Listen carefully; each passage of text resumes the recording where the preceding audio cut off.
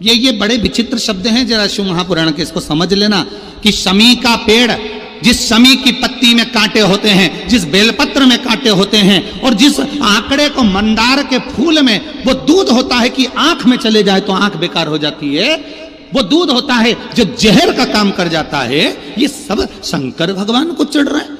शमी जिसमें कांटे हैं, बेलपत्र जिसमें कांटे हैं, मंदार का फूल जिसमें जहर भरा पड़ा है, धतूरा जिसमें जहर भरा पड़ा हुआ है, ये शिव को क्यों समर्पित है? ये शंकर को क्यों चाहिए? ये शंकर के पास क्यों जा रहे हैं?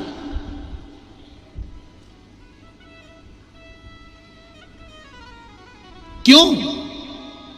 उसका एक कारण है, सत्य बोलने वाला हमेशा बुरा होता है, हमेशा बुरा होता है।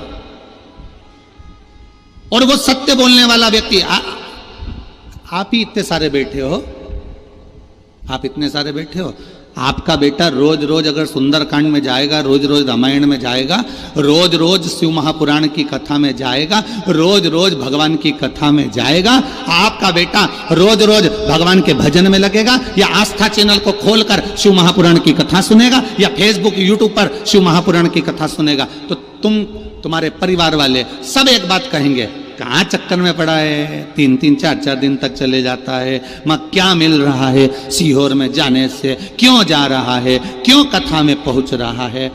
अब भजन में जाने वाले को दुनिया के लोग ताना देकर रोकने का प्रयास करते हैं, पर आज तक हमें ऐसा व्यक्ति नहीं मिला कि तुम्हारा बेटा कहीं शॉपिंग मॉल में जा रहा हो, किटी पार्टी में जा रहा हो, दोस्तों के साथ एंजॉय करने जा रहा हो, और किसी माँ बाप ने कह दिया हो क्यों जा रहा है मॉल में, क्यों जा रहा है पार्टी में, क्यों जा रहा है वहां।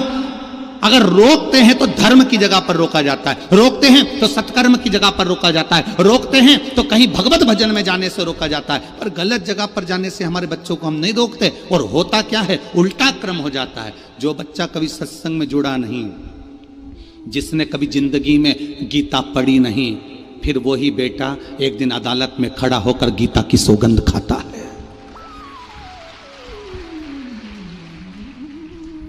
जिसने कभी जीवन में गीता को पढ़ा नहीं, जिसने जीवन में कभी रामायण को पढ़ा नहीं, जिसने जीवन में कभी श्रीमद् भागवत को पढ़ा नहीं, जिसने जीवन में कभी शिव महापुराण को जाना नहीं, जो शंकर को केवल दुनिया के लोगों ने कह दिया शिवलिंग का मतलब क्या होता है, गलत महत्व समझा दिए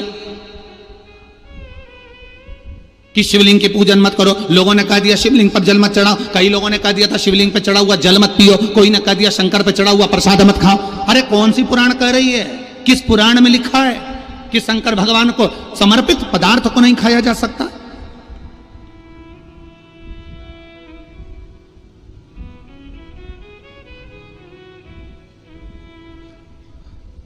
गुड़ खाते हैं और गुलगुले से परहेज करते हैं। गुड़ खा रहे हैं,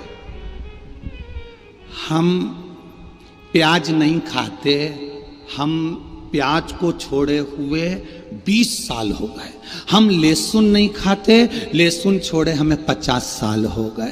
पर दूसरे का पड़ा हुआ मोबाइल, पैसा, घड़ी या दूसरे का धन मिल जाए तो 5 मिनट में निपटा जाते हैं।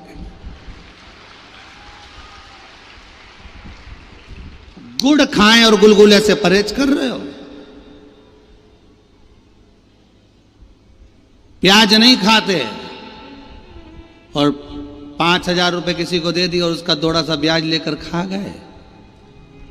प्याज नहीं खाते हो, दूसरे का धन मिल गया खा गए, दूसरे का वैभव मिल गया खा गए। ये श्रेष्ठता हमारी शिव पुराण नहीं सिखाती है।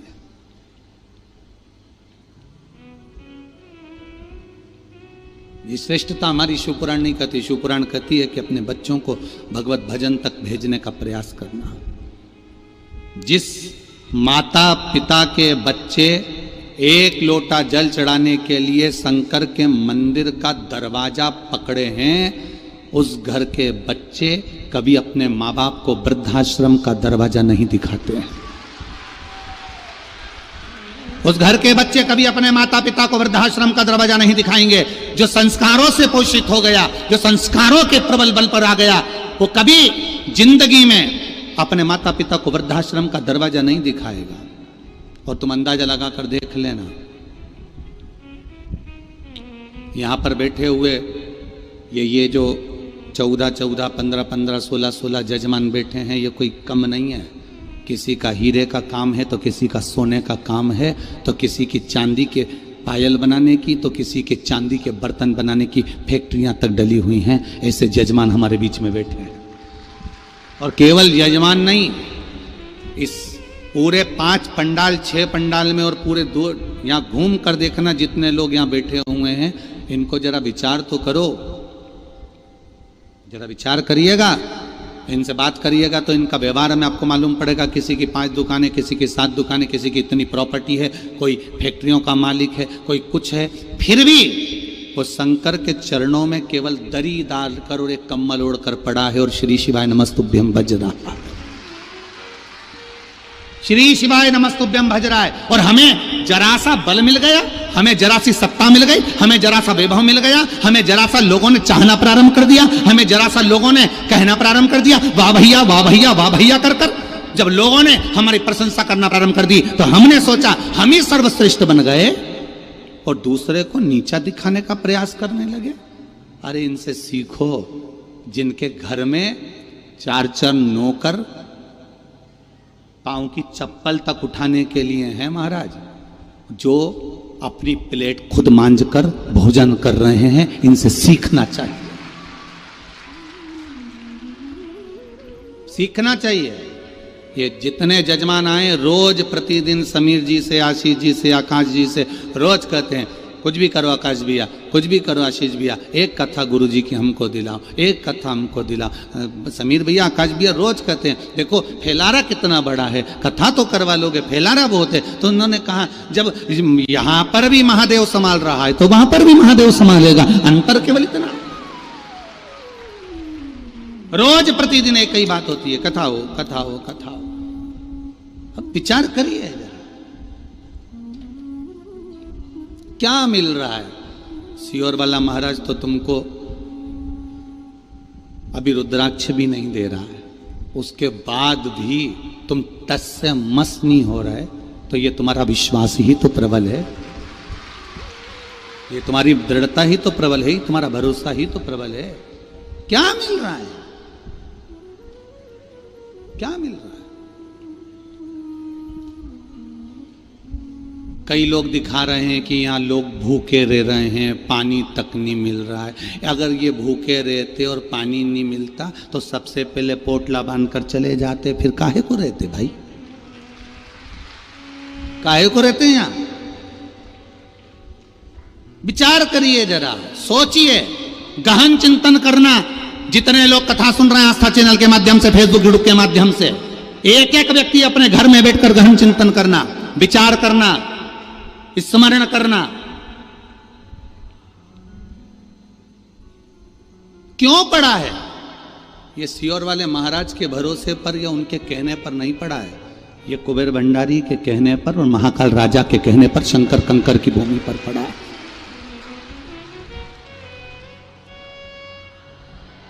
एक दिन में 20 लाख भक्त, और ना निमंत्रण, ना पत्रिका, ना कहीं कुछ, ना कहीं कुछ, ना चावल, ना धावल, कुछ नहीं, और एक साथ 20 लाख भक्त एक साथ पहुंच जाएं तो ये शिव की कृपा के सिवा कुछ नहीं हो सकता, कुछ नहीं हो सकता इसके सिवा, कोई साधन नहीं है।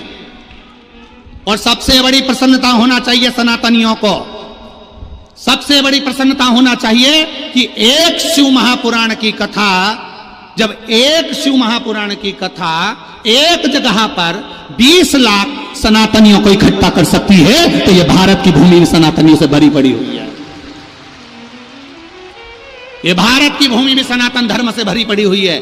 केवल संत, साधु, सन्यासी, तपस्वी, साधक, उपासक अपनी भक्ति को, अपनी दृढ़ता को, अपने विश्वास को प्रबल रखकर भगवान का भजन करें। हम कई बार कथाओं में कहते हैं कुछ सुधर जाए तो राष्ट्र सुधर जाएगा, कलाकार सुधर जाएं राष्ट्र सुधर जाएगा, सलाहकार सुधर जाएं राष्ट्र सुधर जाएगा, कथाकार सुधर जाएं तो राष्ट्र सुधर जाएगा। अहमता को दूर पटको, अहंकार को दूर पटको, अपनी अभिमत्ता को दूर पटको, और जब अभिमतता को हमने दूर पटक दिया तो आप सुधरे हो। दुनिया आपको अच्छे समझे ना समझे, आप अपने आप में अच्छा समझिए, आपकी दृष्टि श्रेष्ठ रखिए। काला चश्मा लगाओगे तो काला दिखेगा, नीला लगाओगे नीला दिखेगा, पीला लगाओगे पीला दिखेगा, जैसा लगाया वैसा दिखोगे। आप कैसे हो, सामने वाला व्यक्ति वैसा दिखता है। अपन एक उंगली किसी पर उठाते हैं तो ये 3 उंगली अपनी ओर जाती है। ए भाऊ, अपने आप को खुद को देख कि तू कैसा है। ये 3 उंगली कह रही है, अपन ने तो एक उठाई उस पर, ये 1 उंगली उस पर उठाई है, और ये 3 अपनी ओर जाकर करिए कि तुम अपने आप में झांक कर देखो कि आप कैसे हो। सहजता नहीं है शिव पुराण को समझना, सहजता नहीं है मेरे महादेव को समझना।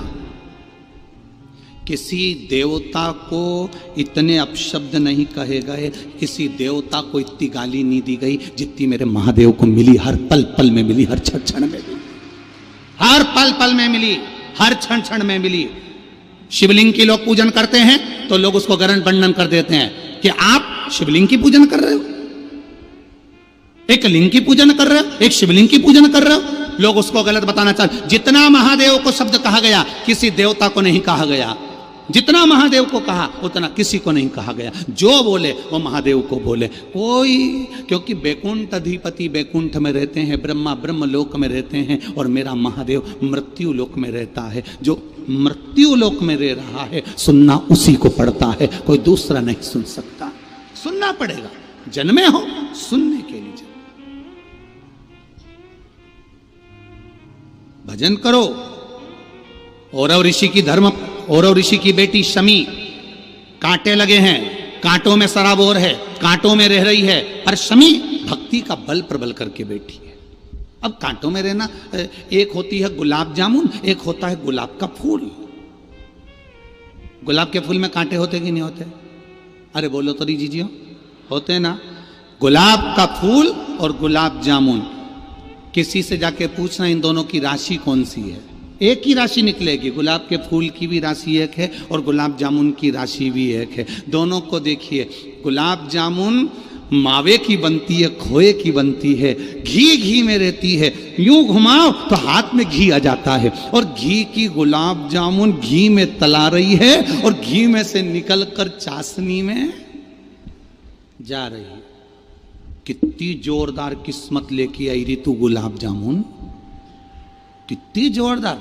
घी में सराबोर मली, घी में छोड़ी, चारी निकाला और चाशनी में चली गई। कितनी जोरदार किस्मत लेकर आई है। और वो गुलाब का फूल कांटों में पैदा होता है, कांटों में बड़ा होता है, कांटों में जन्म लेता है, कांटों में मुरझा जाता है। वो गुलाब का फूल कांटों से टूट जाता है। दोनों में, दोनों की राशि एक है, दोनों में कितना अंतर है। एक घी में सराबोर है, निकलने के बाद चाशनी में सराबोर है, और दूसरा कांटों में सराबोर है। बस अंतर एक है, गुलाब जामुन घी में रहती है, निकलकर चाशनी में जाती है, और चाशनी में से निकलकर मुख में जाती है, और बाद में वो भ्रष्टा में चली जाती है, और गुलाब का फूल कांटों से निकलकर मेरे महादेव के चरणों में चला जाता है। दोनों में अंतर है। गुलाब जामुन चाशनी में तरबतर है, गुलाब जामुन घी में तरबतर है। गुलाब जामुन अपने रंग में तरबतर है, पर खाने के बाद भ्रष्टा में चली जाती है, और गुलाब का फूल कांटों में रहने के बाद, टूटने के बाद मेरे महादेव के चरणों में, मेरे राम और कृष्ण के चरणों में चला जाता है। भक्त ऐसा ही होता है। दुनिया के लोग इस पर गाली देंगे, अपशब्द कहेंगे, कांटे देंगे, और वो कांटों में पनपता जाएगा, पनपता जाएगा, और वो गुलाब का फूल टूटने के बाद फिर मेरे महादेव के चरणों में अपने आप चला जाएगा। होता है। कहे कहे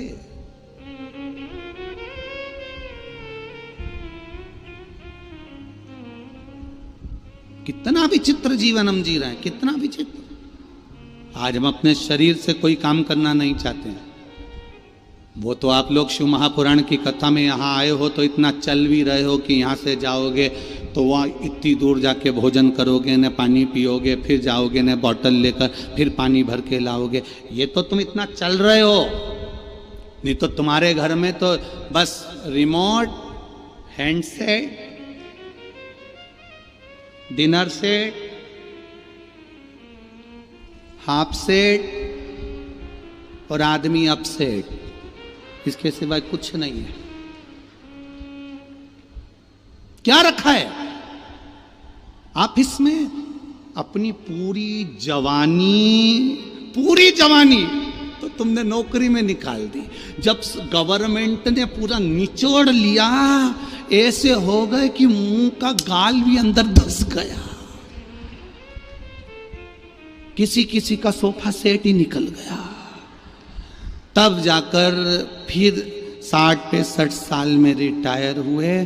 फिर नौकरी करते करते, चाहे प्राइवेट हो चाहे सरकारी हो, करते करते अपनी पूरी जिंदगी लगा दी। बुढ़ापा आया, बच्चों को बड़ा करा। एक दिन बहू भी आ गई, बच्चे भी बड़े हो गए। अब तुम उनको समझाने बैठे तो वो तुमको बात बात में कहते, तुम चुप बैठो, हम है ना, बात कर रहे हैं ना, चुप बैठो, तुम्हें नहीं आती अकल, तुम समझदार नहीं हो। अब तुम इतनी बड़ी पोस्ट पर रहे, इतनी सत्ता में रहे, इतने बेबहू में रहे, और तुम्हारी औलाद तुमको चुप करना सिखा देती है। क्यों? क्योंकि तुम्हारा अहम तुमको अब चूर हो रहा है, और जब अहम चूर होता है तब दुख होता है। इसलिए अभी से अगर तुम शंकर की भक्ति में डूबते चलोगे, ये मानते चलोगे कि सुख और दुख तो मेरे महादेव के दिए हुए हैं, तो जीवन का एक आनंद जिंदगी भर जी सकोगे। जिंदगी भर, जीवन भर जी सकोगे।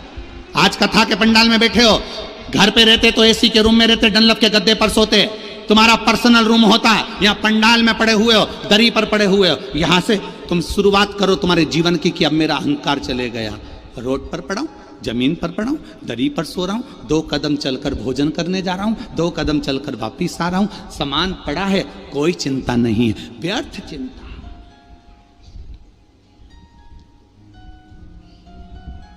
एक सन्यासी में और एक गृहस्थी में एक अंतर सबसे बड़ा होता है। एक संत ट्रेन में सफर कर रहे थे, खूब सोने की रकम मकम पहने थे संत, खूब जोरदार। अगले स्टेशन पर वो एक सेठ जी चढ़ गए, बहुत सारा सामान, बहुत सारा, 2 बैग इधर ट्रेन के नीचे डाल दिए, 2 बैग इधर ट्रेन के नीचे डाल दिए, सीटों के नीचे। और सेठ जी अपनी बढ़िया जोरदार आराम से बैठ गए। अब उन्होंने मन में सोचा, सेठ जी ने, बताओ महाराज को तो देखो कितना सोना वोना पहन के बैठे, महाराजों को एसी के डब्बे में जाने की क्या जरूरत। तो सेठ जी ने तुरंत कह दिया, प्रणाम महाराज। महाराज जी बोले, प्रणाम भैया जी। कहाँ से आ रहे हो? बस हरिद्वार से आ रहे भैया जी। कहाँ जा रहे हो? प्रयागराज जा रहे भैया जी। अच्छा, आप कहाँ जा रहे हो? बस हम भी प्रयागराज ही जा रहे हैं। अच्छा, ठीक है, बैठो।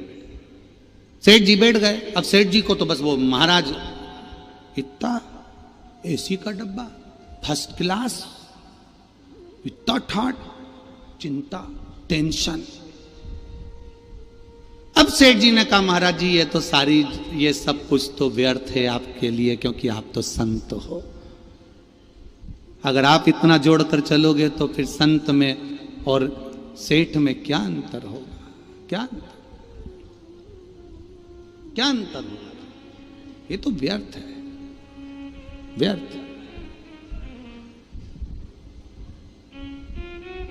ये तो व्यर्थता है ना। अब कहा, स्मरण किया, देखा, ये तो व्यर्थता है। सेठ जी ने कहा, नहीं, व्यर्थता नहीं है, तुम में और हम में बहुत अंतर है। आप कह रहे हो आप में और हम में कोई अंतर नहीं है? बहुत अंतर है, बहुत अंतर, बहुत अंतर। क्या अंतर है? संत ने कहा, संत कुछ भी सामग्री 1 मिनट में छोड़ सकता है, कुछ भी सामग्री 1 मिनट में छोड़ सकता है। मन के सुकून के बच्चे थोड़ा सा जाकर देखिए, अब संत 1 मिनट में छोड़ सकता है, संत 1 मिनट में छोड़ सकता है। और महाराज, धन वैभव की सत्ता में हम नहीं छोड़ पाते, ऐसा हो नहीं सकता। उन्होंने कहा, हम करके बता सकते हैं। अगला स्टेशन आया, संत भी उतरे, सेठ जी भी उतरे, दोनों नीचे उतर गए। और जब दोनों नीचे उतरे, उतरते से जैसे ही दोनों उतरे, बात करने लगे, ट्रेन चलने लगी, तो सेठ जी का हाथ संत ने पकड़ लिया, छोड़ नहीं रहा। सेठ जी का हाथ संत ने पकड़ा, छोड़ नहीं रहा, बहुत प्रयास करा गया पर नहीं छूटता, बहुत प्रयास करा नहीं छूटा। और जब नहीं छूटा, ट्रेन निकलने लगी, ट्रेन जाने लगी। सेठ जी कहने लगे मेरा सामान भरा पड़ा हुआ है। इतने में संत ने कहा सामान तो हमारा भी रखा हुआ है, बस तुम में और हम में यही अंतर है, हम एक क्षण में छोड़ना जानते हैं और तुम जिंदगी भर जोड़ना जानते हो। संत, साधु, सन्यासी, तपस्वी, साधक, उपासक ये मानकर चलता है कि सर्वस्वता कुछ नहीं, सब नष्ट। महाराज, खाली न जाता कोई दर से तुम्हारे, खाली न जाता कोई दर से तुम्हारे, मैं भी खड़ा हूँ नन्ही बाहें पसारे, मैं भी खड़ी हूँ नन्ही बाहें पसारे, अपने हृदय से लगा लो, गिरा जा रहा हूँ, उठा लो, प्रभु अपने दर से अब तो न टालो, गिरा जा रहा हूँ, उठा लो, उठा लो। एक बार आप इस लाइन को प्रेम से गुनगुनाइए। खाली दर से खाली ना जाता कोई दर से, मैं भी खड़ी हूँ नन्ही बाहें पसारे, अपने हृदय से लगा लो, लगा लो, गिरा जा रहा हूँ, उठा लो, उठा। प्रभु अपने दर से अब तो न टालो, गिरा जा रहा हूँ, उठा लो। भगवान शिव की कथा कर रही है, ओगरदानी का चरित्र कर रहा है, शिव महापुराण कर रही है। आपका विश्वास जब जागृत होगा, आपका भरोसा जब प्रबल होगा, आपकी दृढ़ता जब प्रबल होगी और आपके भरोसे के साथ में आपका विश्वास जब दृढ़ होगा, तब आपको कहीं जाने की जरूरत नहीं पड़ेगी। महादेव स्वयं आपको ढूंढता हुआ आपके पास आ जाए। ये आपका विश्वास प्रबल होना चाहिए, दृढ़ होना चाहिए, भरोसा प्रबल होना चाहिए, दृढ़ होना चाहिए। विश्वास पक्का करें, भरोसा दृढ़ करें और उस भरोसे पर जीना प्रारंभ करें। उस भरोसे शंभु शरणे पड़ी, मांगू घड़ी रे घड़ी, दुख काटो दया करी दर्शन। शिव तत्व कह रहा है महाराज, भगवान शंकर का गुणगान कह रहा है।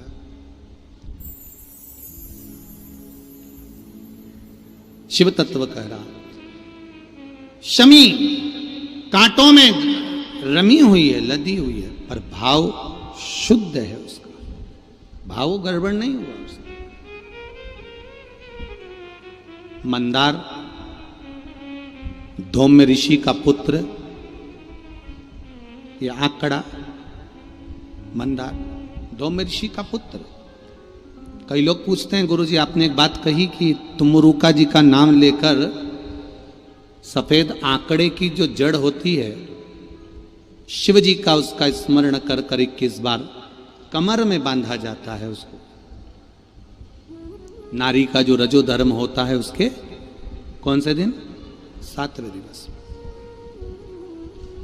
क्या इतना? बीमारी और भिखारी इनको बुलाना नहीं पड़ता, ना बीमारी को बुलाना पड़ता है, ना भिखारी को बुलाना पड़ता है, ये अपने आप आता है। बीमारी भी अपने आप आती है और भिखारी भी अपने आप आते हैं। आप थोड़ी देर के लिए गाड़ी चौराहे पे खड़ी कर लो, भिखारी आ जाए। आप थोड़ी देर कहीं जाकर खड़े हो जाओ, भिखारी आपके सामने आ जाएंगे। आपने उसको हाथ देकर नहीं बुलाया, भिखारी को इशारा कर कर नहीं बुलाया, भिखारी को झाला देकर नहीं बुलाया, भिखारी को पत्र देकर नहीं बुलाया। भिखारी और बीमारी ये दोनों बिना बुलाए आते हैं। बीमारी को भी बुलाया नहीं जाता कि मेरा सिर दुखना, मेरा पेट दुखना, मेरे हाथ पैर दुखना, ये बीमारी को बुलाया नहीं जाता।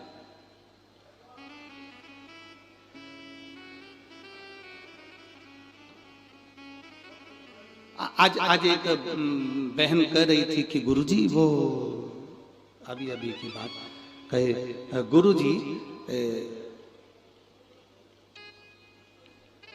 सिर की गोली अलग होती है, पेड़ दुखने की गोली अलग होती है, पेट दुखने की गोली अलग होती है, थायराइड की गोली अलग होती है, बीपी शुगर की गोली अलग होती है, और आप तो कहते हो सारी समस्या का हल एक लोटा जल। सबकी गोली अलग है और आपने एक ही गोली कर दी। तो हमने उससे कहा, देखो पहले पूर्व समय का अंदाजा लगाकर बैठिए। पुराने समय में घुटने के डॉक्टर अलग नहीं होते थे, फेफड़े के डॉक्टर अलग नहीं होते थे, आंख के डॉक्टर अलग नहीं होते थे, सिर के डॉक्टर अलग नहीं होते थे। गांव में, शहर में एक डॉक्टर होता था, वो एक हॉस्पिटल में एक डॉक्टर रहता था और वो एक डॉक्टर सारी रोग का इलाज कर देता था। उसी तरह से मेरे शंकर महामृत्युंजय कहलाते हैं, वो सारा रोग का एक बार में। अकाल मृत्यु वो मरे जो काम करे चंडाल का, काल उसका क्या बिगाड़े जो भक्त हो महा काल का। जो शंकर की आराधना करने वाला, शिव की स्तुति करने वाला, शंकर का अनुमोदन करने वाला, शिव स्मरण में डूबने वाला, उसका इलाज मेरा भोलेनाथ जानकर कर देता है।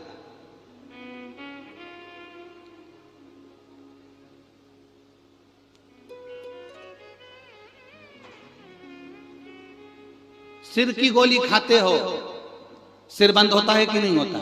जम के तो बोलो, होता है ना। पेट की गोली खाते हो, पेट बंद होता है कि नहीं होता? जम के बोलो, होता है ना।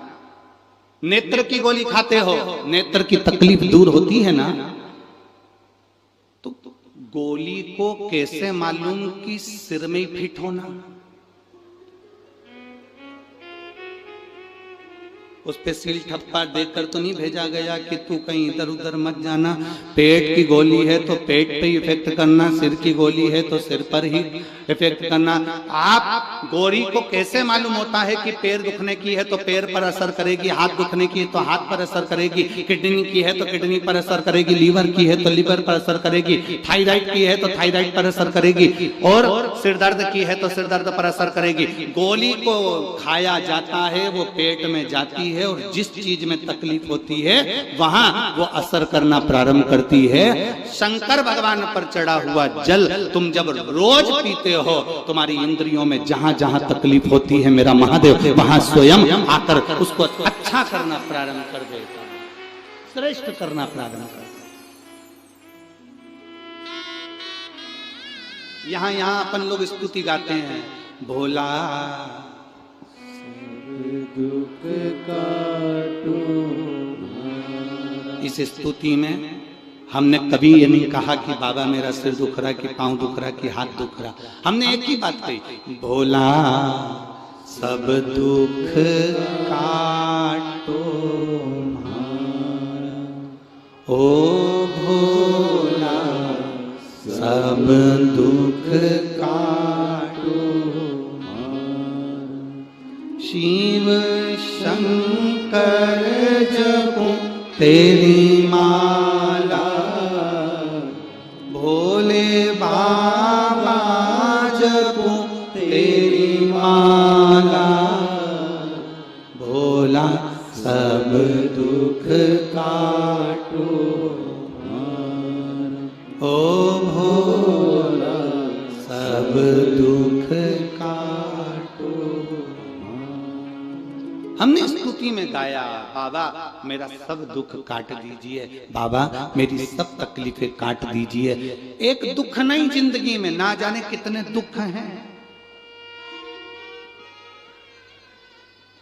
कितने दुख।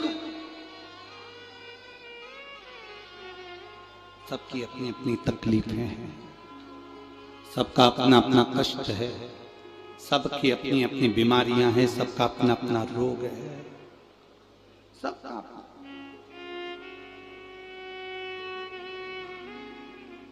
चंद्रदेव को रोग हुआ काया का, काया टपक टपक कर गिरने लगी, चंद्र की आंखों में आंसू भर गया। मेरा काया का रोग कौन मिटाएगा? कौन? श्राप किसने दिया था? किसने श्राप दिया था चंद्र को? दक्ष प्रजापति, स्वयं के ससुर ने, स्वयं के ससुर ने श्राप दिया।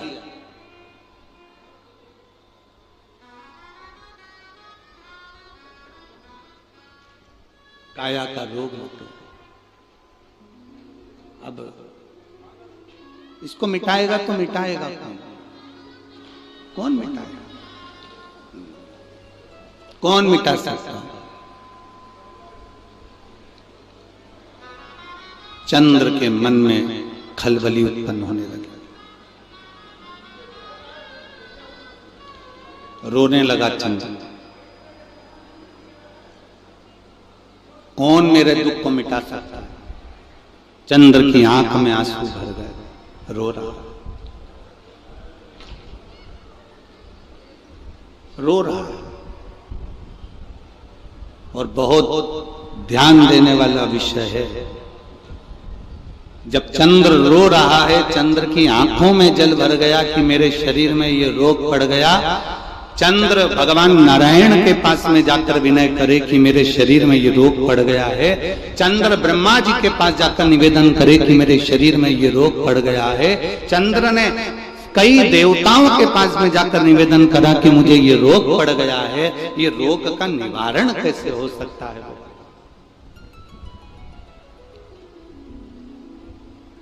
इस रोग का निवारण कैसे? इस रोग से मुक्ति कैसे?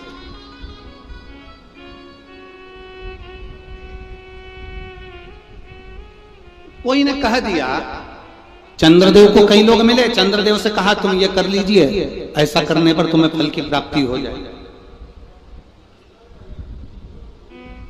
एक शीतल आरती होती है, मेरी जीजियों बड़े सावधानी से सुनिएगा। एक शीतल आरती होती है। कभी अगर तुम्हारे जीवन में अगर कभी तुमको ऐसा लगे कि रोग बड़ा भारी हो चुका है और बहुत भारी रोग मुझे घेरता जा रहा है, या डॉक्टर को दिखाने जा रहे हो और तुम्हें ऐसा लग रहा है कि डॉक्टर कोई बड़ी बीमारी बताएगा, तो उस समय पर शीतल आरती का प्रयोग करें। एक पुष्प हाथ की हथेली में रख लीजिए, एक पुष्प हाथ की हथेली में रख लीजिए, और यहां तक शास्त्र कहता है अगर हो सके तो आंकड़े का अगर पुष्प मिल जाए, तुम्हारे यहाँ क्या बोलते हैं उसको, मंदार का फूल, आंकड़े का फूल, अकौए का फूल, जो शंकर भगवान पे चढ़ता है, छोटा सा होता है, घुंघरू जैसा होता है वो, उसको तुम्हारे यहाँ क्या बोलते हैं हरियाणा में? आंख का ही पुष्प बोलते हैं। आंख का पुष्प मिल जाए तो ज्यादा अच्छा है। अब उसमें चाहे सफेद हो, चाहे नीला हो, चाहे गुलाबी हो, जैसा भी हो, हाथ में रखने के बाद हाथ में एक लोटा जल, भगवान शंकर के शिवालय में जब आप प्रवेश करें और प्रवेश करते समय भगवान के सम्मुख में जब भगवान शंकर के साक्षी में जब पहुंचे, आपके सामने पूजन में कोई भी सामग्री नहीं है, आपके पास में न दिया है, ना बाती है, ना गर्भवती है, ना चंदन है, ना कपूर है, ना कोई सामग्री है, केवल एक आंख का पुष्प और एक लोटा जल आपके पास में है। शिवालय में पहुंचकर शीतल आरती का प्रयोग करो। 11 बार भगवान शंकर के 11 रुद्रों का स्मरण कर कर जब 11 बार शंकर के शिवलिंग के ऊपर से नीचे तक वो कलश को जब घुमाया जाता है और घुमाने के बाद वो आग का जो पुष्प है वो अशोक सुंदरी वाली जगह पर समर्पित कर कर भगवान शंकर को जो जल चढ़ाया जाता है, जो जल समर्पित किया जाता है, डॉक्टर भले तुमसे कह रहा हो कि तुम्हें बड़ी बीमारी के चांस हैं, आप जाकर एक बार चेक कराना, तुम्हें वो बड़ी बीमारी निकलेगी ही नहीं, उस रोग से तुम मुक्त हो। इसको शीतल आरती का प्रयोग किया गया। ये शीतल आरती, इसको शीतल आरती कहा। शिव की प्राप्ति का, एक रोग से मुक्त होने का। अब आपसे कोई कहे कि ये शीतल आरती का प्रयोग सबसे पहले किसने करा, तो आपको ध्यान लगाना है इस प्रयोग को। सोमनाथ जी की कथा का स्मरण करिएगा, सोमेश्वर की कथा का स्मरण करिएगा। आप स्कंद पुराण में, शिव महापुराण में सोमनाथ जी की कथा का स्मरण करिएगा। चंद्रदेव को काया का रोग हो गया, रोग इतना भारी था, चंद्र समझ नहीं पा रहे थे मैं करूं क्या। जब देव ऋषि नारद के पास पहुंच गए, नारद जी ने कहा एक पार्थिव शिवलिंग का निर्माण करो, बालू के शिवलिंग का निर्माण करो और समुद्र का ही जल भगवान शंकर को उनके आनंद से आरती कर कर उनको चढ़ाने का प्रयास करो। और शिव ने ऐसी कृपा कर दी कि चंद्र के पास आकर भगवान शंकर ने कह दिया, चंद्र मैं तुझे वर देता हूं, तेरा काया का रोग समाप्त होगा, ये मेरा वर है क्योंकि तूने मेरे शीतल आरती का प्रयोग किया।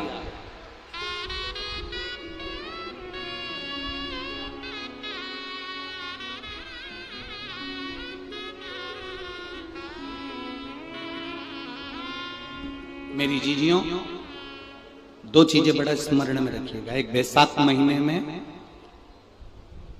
मट्टी के पात्र का जल,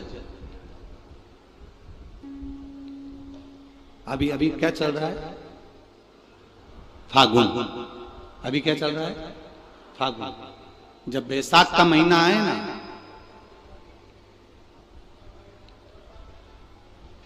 जितने यहां बैठे और जितने आस्था चैनल पर सुन रहे हो, जितने फेसबुक यूट्यूब पर कथा श्रवण कर रहे हैं, जितने मोबाइलों पर देख रहे हैं, प्रयास करना, बैसाख के महीने में मिट्टी के पात्र में जो रात्रि भर जल रखा हो, मिट्टी के पात्र में, अगर आपके पास में घड़ा हो, हंडा हो, नी हो, तो दिया हो, दीपक हो, कुल्लड़ हो, कोई भी तुम्हारे पास में जो मिट्टी का पात्र, उसमें जल भरना। वो जल बैसाख के महीने की किसी भी सोमवार के दिन, किसी भी सोमवार के दिन, बैसाख महीने या किसी प्रदोष के दिन या बैसाख महीने के शिवरात्रि के दिन, वो मिट्टी के पात्र का जल अपने घर के प्रत्येक व्यक्ति का स्पर्श कराकर उस मिट्टी के पात्र के जल को तांबे के पात्र में डाल लीजिए और घर के प्रत्येक व्यक्ति का स्पर्श करा लीजिए और शंकर भगवान पर कुंदकेश्वर महादेव के नाम से समर्पित करिए। कुंदकेश्वर महादेव, कभी जीवन में पीछे पलट कर देखने की जरूरत नहीं पड़ेगी, आप उन्नति की सीढ़ी की ओर बढ़ते चले जाओगे। बैसाख महीने में मट्टी के पात्र का जल भगवान शंकर को समर्पित होना चाहिए, उसका सुख हमारे जीवन को एक आनंद फल प्रदान।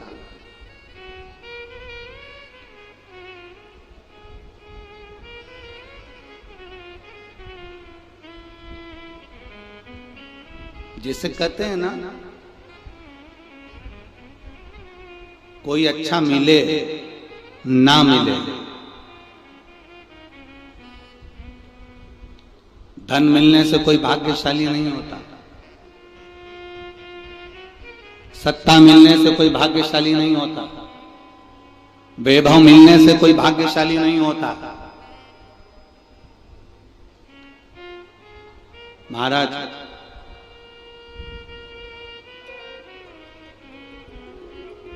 धन मिलने से कोई भाग्यशाली नहीं होता, वैभव मिलने से कोई भाग्यशाली नहीं होता, सत्ता मिलने से कोई भाग्यशाली नहीं होता, बड़ा मकान मिल जाने से कोई भाग्यशाली नहीं होता। शिव महापुराण की कथा कहती है, अगर दो सही मिल जाएं तो तुम्हारा जीवन सफल हो जाए, एक गुरु सही मिल जाए और दूसरी घरवाली सही मिल जाए तो तुम्हारी जिंदगी स्वर्ग। दो सही मिलना चाहिए, धन मिलने से कोई भाग्यशाली नहीं होता, वैभव मिलने से कोई भाग्यशाली नहीं होता, सत्ता मिलने से कोई भाग्यशाली नहीं होता, बड़ी मकान बड़ी गाड़ी मिलने से कोई भाग्यशाली नहीं होता। दुनिया का सबसे भाग्यशाली व्यक्ति वो होता है जिसको दो ठीक मिल गए, दो अच्छे मिल गए। एक गुरु अच्छा मिल जाए, दूसरी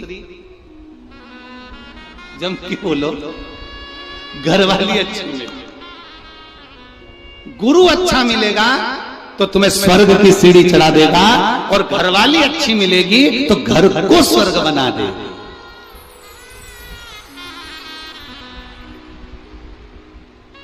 और इसमें से भी गुरु भले पीछे रह जा, पर जगदम्बा घरवाली भगवान से प्रार्थना करना ऐसी मिले जो मेरे अनुकूल हो, प्रतिकूल नहीं, अनुकूल। एक पति की पत्नी अनुकूल नहीं थी, प्रतिकूल थी। पति उससे कहता था आलू की सब्जी बना ले, वो बैंगन की बनाती थी। पति उससे कहता आज तू पीली साड़ी पहनना, वो नीली पहनती थी। पति उससे कहता कि देख चाय बनाना, तो वो कॉफी बनाती थी। इतनी प्रतिकूल, अनुकूल थी नहीं, बिल्कुल उल्टा चलती थी, बिल्कुल उल्टा।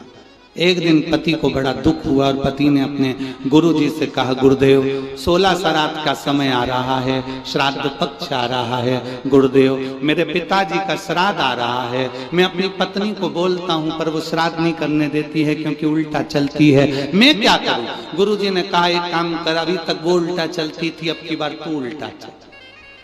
उसने कहा गुरुजी उल्टा कैसे चलूं? तो वो तुरंत गुरुजी ने कहा कि एक काम कर, तू ऐसा कर कि आज घर जाकर बोलना अपनी पत्नी से, सुनो पिताजी का श्राद्ध है पर अपन श्राद्ध नहीं करेंगे। अभी तक बोलती थी करेंगे, अब बोलना नहीं करेंगे। उसने कहा ठीक है ऐसा बोल दूंगा। और उसने जाकर तुरंत कहा सुनो पिताजी का श्राद्ध है, अपन नहीं करेंगे। पत्नी तुरंत चिल्ला के बोली क्यों नहीं करेंगे? तुम्हारा बाप तुम्हारा पिता और तुम ही उनका श्राद्ध भी कर रहे, जरूर करेंगे।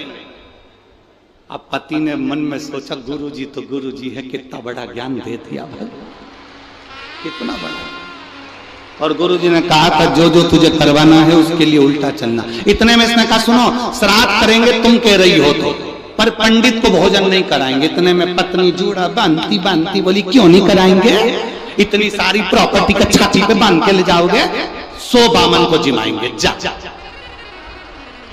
पति ने सोचा आज तक एक नहीं जिमाया होगा, 100 बामन जिमा रही है। पति ने कहा ब्राह्मण को जिमा देंगे तेरे कहने पर दक्षिणा नहीं देंगे। कैसे नहीं दोगे?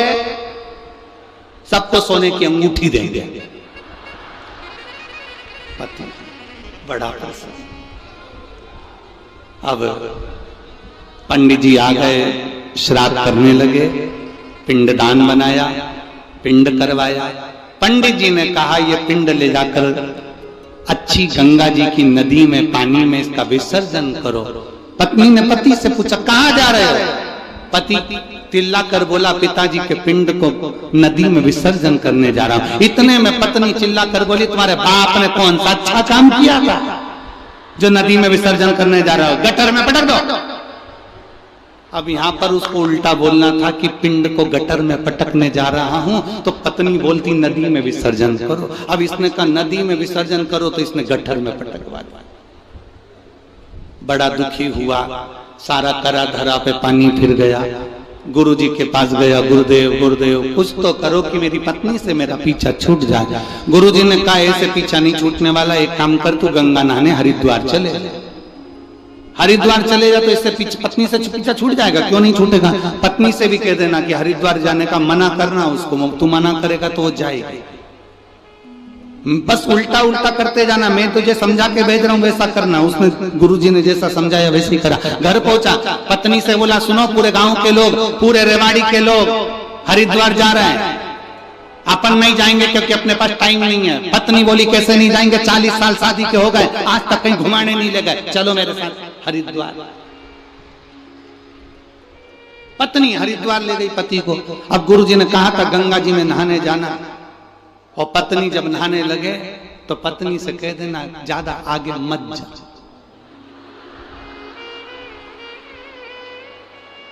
बस इतना ध्यान रखना। और पत्नी जैसे गंगा जी में उतरी और पति ने चिल्ला कर कहा आगे मत जाना। पत्नी बोली जाऊंगी जा। और जो आगे गई और पानी में बह गई। इसने जेब में से नारियल निकाला, गंगा मैया ले जा, गंगा मैया ले जा, गंगा मैया ले जा। इतने में गुरुजी भी समझदार थे। गुरुजी को मालूम है कि पत्नी बहुत तेज है, गंगा जी में चेन पड़ी रहती है, चेन को पकड़ लेगी, और पत्नी ने चेन पकड़ ली। अब इसने नारियल वापिस जेब में रख लिया, ये तो बच गई। पर गुरुजी की वचन याद आ गए, जब चेन पकड़ ले तो चिल्ला कर कहना जम के पकड़। अब इसने चेन पकड़ी, पति ने कहा अच्छे से पकड़ना, जम के पकड़ना। पत्नी बोली नहीं पकड़ना जा।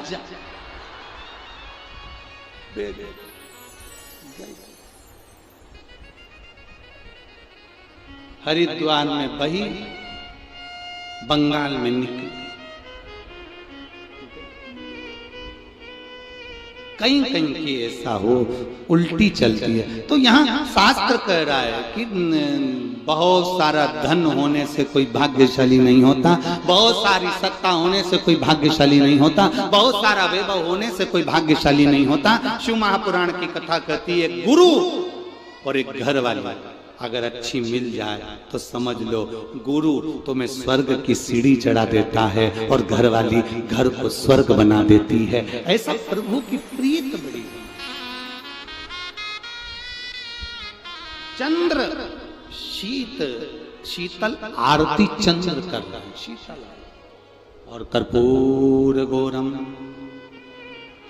करुणावतार संसार बुझगे। चंद्रदेव ने जो भगवान की आराधना करी, आराधना करते ही शंकर जी ने दर्शन दे दिया। दक्ष प्रजापति को क्रोध आ गया। दक्ष प्रजापति को क्रोध इसलिए आया कि दक्ष प्रजापति को क्रोध आने का कारण केवल इतना सा था कि मैंने चंद्र को काया का रोग का श्राप दिया था। इसका रोग ठीक किसने करा? तो मालूम पड़ा कि शंकर भगवान ने करा है, शिव ने करा है। बस दक्ष प्रजापति का हृदय जल गया। मेरा दामाद होकर मेरे अनुकूल नहीं चल रहा, मेरे विपरीत चल रहा। चंद्र को ठीक कर दिया, जिस चंद्र को मैंने काया का रोग दिया था उसको ठीक कर दिया। क्रोध में आ गए दक्ष प्रजापति। और आखिरी में हुआ क्या? यज्ञ की तैयारी हुई। उस यज्ञ की मीटिंग में भी शंकर का अपमान किया। यज्ञ में शंकर को ना बुलाकर उनका अपमान किया। बार बार शंकर का अपमान करते हैं। केवल एक कारण है, क्योंकि शंकर भगवान ने उन्हें रोग से मुक्त करा था। मेरे शिव जी को इसका कोई फर्क नहीं पड़ता। दुनिया के लोग कितना भी ताना दें, दुनिया के लोग कितनी भी गाली दें, दुनिया के लोग कितना भी अपशब्द कहें, दुनिया के लोग कितना भी आड़ा टेढ़ा बोलें, शिव महापुराण की कथा कहती है अगर आपने अपने दिल से शंकर भगवान को पुकारा है तो सारी दुनिया तुमको दुख देने वाली होगी और मेरा महादेव दुख से निवारण करने वाला।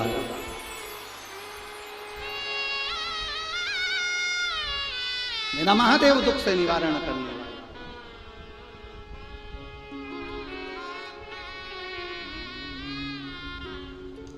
शिव कथा कर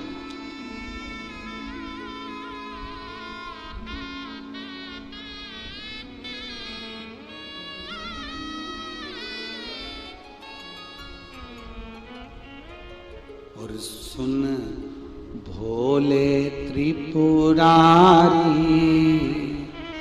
द्वार तेरे आया हूँ। सुन भोले त्रिपुरारी